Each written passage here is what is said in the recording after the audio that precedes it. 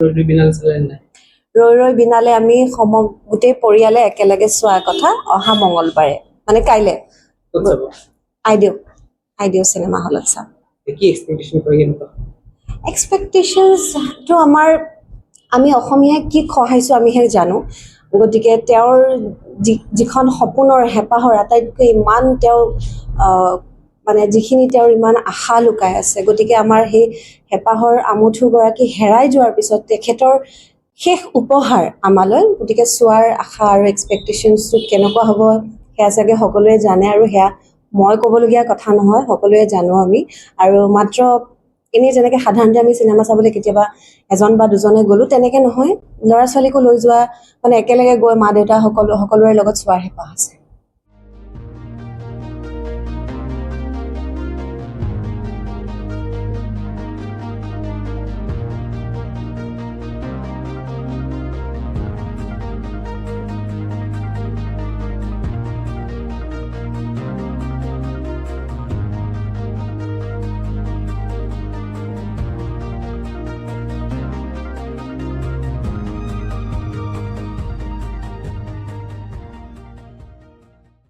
Stay informed, stay ahead.